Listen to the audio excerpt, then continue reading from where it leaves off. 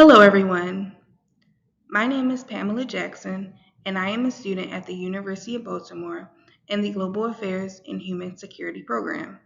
Today, I am here to share my capstone presentation. The title of my project is Understanding the Impact of University-Led Development Projects on Local Communities' Housing Needs, a comparative case analysis. Please sit back, relax, and enjoy the presentation. University-led development at Johns Hopkins University and Temple University are not only remaining within the bounds of the university campus, but spilling into neighborhoods, displacing long-term residents and eroding affordable housing. The problem is that universities have direct impact on the housing access through land use decisions made by the institutions. This solution will be to evaluate Johns Hopkins University and Temple University within the framework of the United Nations Declaration of Human Rights, Article 25, which notes the access to affordable housing. Currently, both universities have university-led community university relations initiatives that dictate how they connect with the surrounding communities. Johns Hopkins University's initiative 10 for 1 is led by the university president, which highlights how Johns Hopkins University will connect with the neighboring communities. Temple University's Good Neighbor Initiative is a plan that addresses how the university plans to connect with the surrounding communities through its own university-led initiatives. However, neither plan focuses within the framework of the United Nations Declaration of Human Rights. This issue is seen explicitly as it relates to residents being displaced for their homes and the changes within the community based on land use decisions made by the university. The methodology of my research project is a qualitative comparative case study comparing Johns Hopkins University, located in Baltimore, Maryland, and Temple University, located in Philadelphia, Pennsylvania.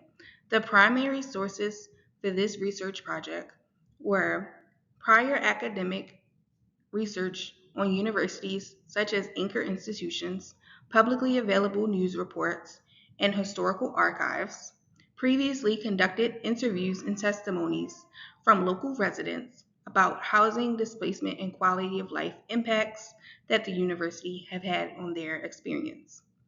The analysis is comprised of mapped land use and expansion patterns to visualize how both universities have grown into the surrounding neighborhoods, reviewing past interviews and media accounts to understand the experience of the residents, and comparing themes leading to displacement and community engagement. Also, understanding the impact of the gaps created by the universities in translating findings into visual and narrative formats. There were no ethical concerns with this project because this was not conducted with new data. It was just synthesizing previously conducted data. The key findings of this research project found that Johns Hopkins University's protocol was to develop East Baltimore. This plan was placed with the university partnering with other organizations and the development of the East Baltimore Development Incorporated, which is a nonprofit organization which was founded to complete the project, which is the 88-acre plan. This 88-acre plan includes the creation of a school, a research center, and other businesses which will be utilized in that space.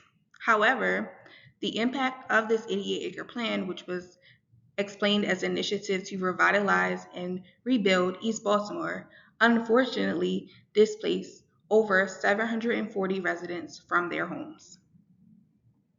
Temple University, on the other hand, project has been going on as well for a long period of time.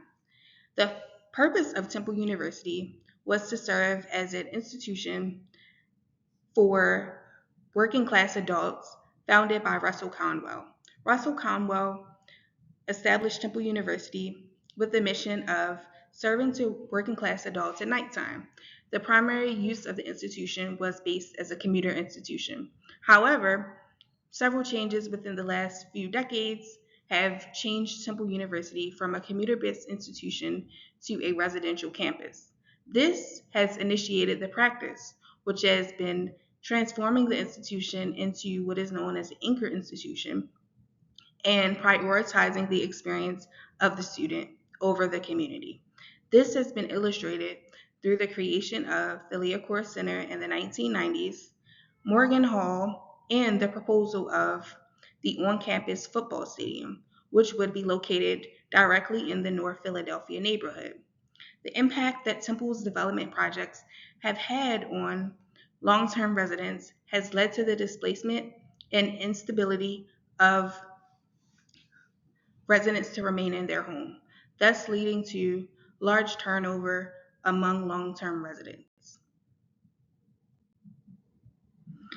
The key findings have found that both universities have both economically contributed to the cities, but they have also led to the displacement and housing concerns for residents.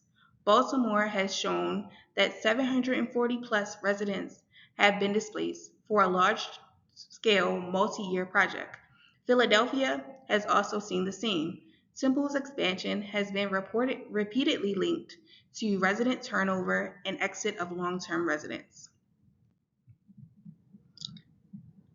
The key findings of this project illustrate that the current development models underutilize resident impact.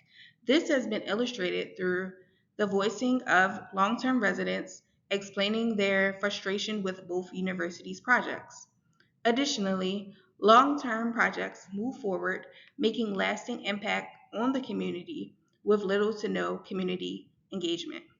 Residents have been outspoken and have partnered with the university and other community groups to express their frustrations with the university's policies. Recommendations to help mitigate the housing crisis for residents neighboring Temple University and Johns Hopkins University is to first institutionalize the metrics placed during development process plan. The first idea is to implement the usage on all projects, which is utilize a community-based social impact assessment over a project-based impact assessment. Project-based is the current method used, which prioritizes the completion of the project. For instance, Johns Hopkins creating the 88-acre plan and Temple University's creation of residential halls for students, but both projects have led to the displacement of residents in that community. So that illustrates that the project was prioritized over the community. A community-based method would utilize the input of residents and including them in the decision-making process. The next step would be to commit to ensure that the projects created are measuring metrics for affordable housing. This means that the projects have placements that are utilized to ensure that residents are not being displaced from their homes because of the long-term projects set out by the universities. The last thing is to ensure that there is transparency around the projects set out by the university to not isolate or displace residents from their homes. The last part is the implications. The implications of these recommendations would provide a design that includes stakeholders to let residents know the long-term effects of the university-led development projects, to ensure that residents are not being displaced from their homes due to the university's desire to grow.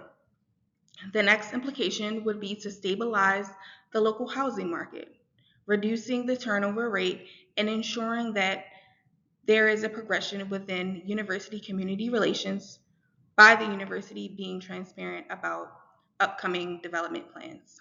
The last implication is to build predictability for investors, partners, and policymakers to reduce misinformation regarding the development. Now that we have discussed the problem, the solution, the recommendations, and implications, you may be asking, what's the bottom line? The bottom line is that Temple University and Johns Hopkins University have an important decision to make: to continue development that negatively impacts the residents, or to shift courses and initiate university led development that protects access to housing, mitigates displacement, and secures university status as trusted anchor institutions. The recommended changes are community based social impact assessments, co created development, and affordable housing commitments, and radical transparency are not only ethically necessary, but prioritize the university's commitment to the neighborhoods that they serve. This project has been very special to me, and I hope that I provided a greater insight into how Johns Hopkins University and Temple University have the opportunity to be special and partner with the communities that they serve in the future. Thank you for your time today, and that is the end of my presentation.